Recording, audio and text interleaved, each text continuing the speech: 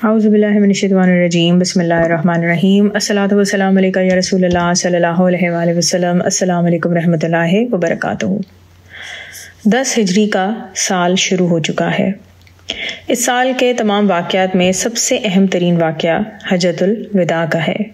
ہجرت کے بعد یہ حج آپ صلی اللہ علیہ وسلم کا پہلا حج تھا اور آپ صلی اللہ علیہ وسلم کی زندگی کا آخری حج بھی تھا۔ ذوالقعدہ کے مہینے میں آپ صلی اللہ علیہ وسلم نے حج کے لیے روانگی کا اعلان فرمایا۔ جیسے ہی یہ خبر سارے عرب میں پھیلی تو تمام مسلمان حضور پاک صلی اللہ علیہ وسلم کے ساتھ حج کی سعادت حاصل کرنے کے لیے بے تاب ہو گئے۔ ذوالقعدہ کے مہینے میں آخری جمعرات کو حضور پاک صلی اللہ علیہ وسلم نے مدینہ شریف میں غسل فرما کر مسجد نبوی صلی اللہ علیہ وسلم میں نماز ظہر ادا کی اور پھر مدینہ منورہ سے روانہ ہوئے۔ حضور پاک صلی اللہ علیہ وسلم کی تمام ازواج مطہرات رضی اللہ عنہا بھی آپ صلی اللہ علیہ وسلم کے ساتھ تھیں۔ مدینہ منورہ سے 6 میل دور میقات کا علاقہ ذوالحلیفہ، وہاں پہنچ کر آپ صلی اللہ علیہ وسلم نے رات قیام کیا، پھر احرام کے لیے غسل فرمایا، پھر آپ صلی اللہ علیہ وسلم نے 2 رکعت نماز ادا فرمائی اور اپنی اونٹنی قصوہ پر سوار ہو کر احرام باندھا اور بلند آواز سے لبیک پڑھا اور روانہ ہو گئے۔ حضرت جابر رضی اللہ عنہ کا بیان ہے کہ جب میں نے نظر اٹھا کر دیکھا تو آگے پیچھے دائیں بائیں جہاں تک نظر جاتی تھی آدمیوں کا سیلاب نظر آتا تھا۔ یہ وہ تمام مسلمان تھے کہ جو حضور پاک صلی اللہ علیہ وسلم کے ساتھ حج کرنے کی سعادت کو حاصل کرنا چاہتے تھے۔ ایک روایت میں آتا ہے کہ تقریباً 1,24,000 مسلمان حضور پاک صلی اللہ علیہ وسلم کے ہمراہ تھے۔ ذوالحجہ کی 4 تاریخ کو آپ صلی اللہ علیہ وسلم مکہ مکرمہ میں داخل ہوئے۔ آپ صلی اللہ علیہ وسلم کے خاندان بنی ہاشم کے لڑکوں کو جب آپ صلی اللہ علیہ وسلم کی تشریف آوری کی خبر ملی تو وہ بہت خوشی سے آپ صلی اللہ علیہ وسلم کی طرف دوڑ پڑے۔ بچوں کو آپ صلی اللہ علیہ وسلم نے بہت ہی پیار و محبت سے اپنی اونٹنی پر بھی بٹھا لیا۔ فجر کی نماز آپ صلی اللہ علیہ وسلم نے ذی طوا کے مقام پر ادا فرمائی، پھر غسل فرمایا اور پھر آپ مکہ میں داخل ہوئے، اور چاشت کے وقت کہ جب سورج بلند ہو چکا تھا آپ مسجد حرام میں داخل ہوئے۔ جب آپ صلی اللہ علیہ وسلم کی نظر خانہ کعبہ پر پڑی تو آپ صلی اللہ علیہ وسلم نے یہ دعا پڑھی: اے اللہ، تو سلامتی دینے والا ہے اور تیری طرف سے سلامتی ہے۔ اے رب، ہمیں سلامتی کے ساتھ زندہ رکھ۔ اے اللہ، اس گھر کی عظمت اور شرف اور عزت اور ہیبت کو زیادہ کر دے، اور جو اس گھر کا حج اور عمرہ کرے تو اس کی بزرگی اور شرف اور عظمت کو زیادہ کر دے۔ جب آپ صلی اللہ علیہ وسلم حجر اسود کے سامنے تشریف لے گئے تو حجر اسود پر ہاتھ رکھ کر اس کو بوسہ دیا، پھر خانہ کعبہ کا طواف فرمایا۔ شروع کے 3 پھیروں میں آپ صلی اللہ علیہ وسلم نے رمل کیا، یعنی ہلکا سا بھاگے، اور باقی 4 چکروں میں آپ صلی اللہ علیہ وسلم آرام سے چلے۔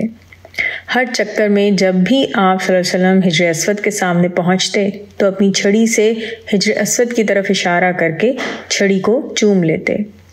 حجر اسود کو کبھی آپ صلی اللہ علیہ وسلم نے اپنی چھڑی کے ذریعے بوسہ دیا، کبھی ہاتھ سے چھو کر ہاتھ کو چوما، اور کبھی حجر اسود کو اپنے لب مبارک سے بھی بوسہ دیا۔ اور یہ بھی ثابت ہے کہ آپ صلی اللہ علیہ وسلم نے کبھی رکن یمانی کو بھی بوسہ دیا۔ جب آپ صلی اللہ علیہ وسلم طواف سے فارغ ہو گئے تو مقام ابراہیم کے پاس تشریف لائے اور وہاں 2 رکعت نماز ادا کی، پھر وہاں سے فارغ ہو کر حجر اسود کا دوبارہ بوسہ فرمایا اور سامنے کے دروازے سے صفا کی جانب روانہ ہوئے۔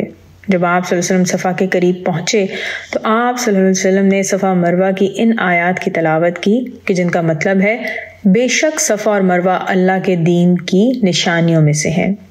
پھر صفا اور مروہ کی سعی فرمائی۔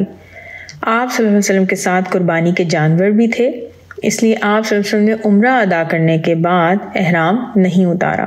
8ویں ذوالحجہ کو جمعرات کے دن آپ صلی اللہ علیہ وسلم منا کے علاقے میں تشریف لے گئے اور 5 نمازیں ظہر، عصر، مغرب، عشاء اور فجر منا میں ادا کی، اور پھر 9ویں ذوالحجہ جمعے کے دن آپ صلی اللہ علیہ وسلم میدان عرفات میں تشریف لے آئے۔ زمانے جاہلیت میں قریش اپنے آپ کو سارے عرب میں ہمیشہ افضل سمجھتے تھے، اس لیے وہ میدان عرفات کے بجائے مزدلفہ میں قیام کرتے تھے، جبکہ باقی تمام عرب لوگ عرفات میں ٹھہرتے تھے۔ اللہ تعالیٰ نے اس تقسیم کو ختم فرمایا اور عرفات کے میدان میں ٹھہرنے کا حکم دیا۔ حضور پاک صلی اللہ علیہ وسلم جب میدان عرفات پہنچے تو کمبل کے خیمے میں آپ صلی اللہ علیہ وسلم نے قیام فرمایا۔ جب سورج ڈھل گیا تو آپ صلی اللہ علیہ وسلم نے اپنی اونٹنی قصوہ پر سوار ہو کر خطبہ پڑھا۔ اس خطبے میں آپ صلی اللہ علیہ وسلم نے اسلام کے بہت سارے احکامات کا اعلان فرمایا اور زمانے جاہلیت کی بہت ساری برائیوں اور رسموں کو مٹایا۔ آپ صلی اللہ علیہ وسلم نے ارشاد فرمایا کہ سن لو، جاہلیت کے تمام دستور میرے دونوں قدموں کے نیچے پامال ہیں۔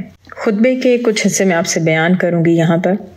حضور پاک صلی اللہ علیہ وسلم نے فرمایا، اے لوگوں، بے شک تمہارا رب ایک ہے اور بے شک تمہارا باپ ایک ہے، یعنی حضرت آدم علیہ السلام۔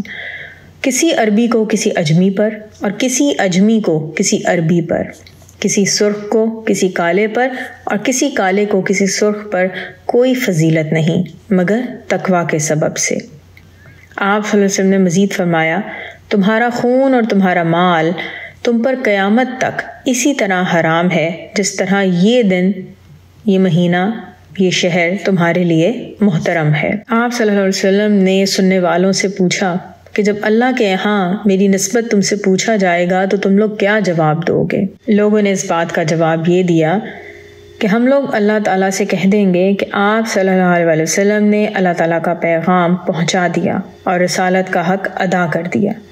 یہ سن کر آپ صلی اللہ علیہ وسلم نے آسمان کی طرف انگلی اٹھائی اور 3 بار فرمایا کہ اے اللہ تو گواہ رہنا۔ خطبے کے دوران ہی آپ صلی اللہ علیہ وسلم پر یہ آیت بھی نازل ہوئی کہ جس کا مطلب ہے، آج میں نے تمہارے لیے تمہارے دین کو مکمل کر دیا اور اپنی نعمت تمام کر دی اور تمہارے لیے دین اسلام کو پسند کیا۔ خطبے کے بعد آپ صلی اللہ علیہ وسلم نے ظہر اور عصر کی نمازیں 1 اذان اور 2 اقامتوں سے ادا کی۔ پھر میدان عرفات میں موجود ایک پہاڑ جس کو جبل رحمت کہا جاتا ہے، اس کے نیچے آپ صلی اللہ علیہ وسلم تشریف فرما ہوئے اور مغرب تک دعاؤں میں مصروف رہے۔ غروب آفتاب کے بعد آپ صلی اللہ علیہ وسلم عرفات سے مزدلفہ پہنچے۔ یہاں پہلے مغرب اور پھر عشاء 1 اذان اور 2 اقامتوں سے ادا کی گئی۔ رات بھر امت کے لیے آپ صلی اللہ علیہ وسلم دعائیں مانگتے رہے اور سورج نکلنے سے پہلے مزدلفہ سے منا کے لیے روانہ ہو گئے۔ منا میں آپ صلی اللہ علیہ وسلم جمرہ کے پاس تشریف لائے اور کنکریاں ماری۔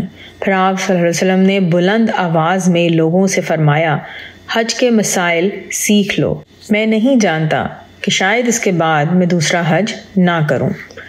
منا میں بھی آپ صلی اللہ علیہ وسلم نے ایک طویل خطبہ دیا جس میں عرفات کے خطبے کی طرح بہت سے مسائل اور احکام بیان فرمائے۔ پھر آپ صلی اللہ علیہ وسلم قربان گاہ تشریف لائے۔ آپ صلی اللہ علیہ وسلم کے ساتھ قربانی کے 100 اونٹ تھے۔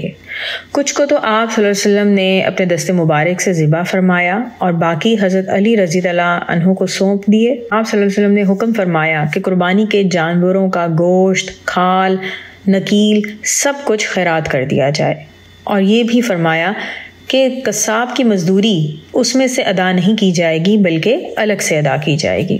انشاءاللہ باقی نیکسٹ ویڈیو میں الصلاۃ والسلام علیکہ یا رسول اللہ صلی اللہ علیہ وآلہ وسلم۔ السلام علیکم رحمۃ اللہ وبرکاتہ۔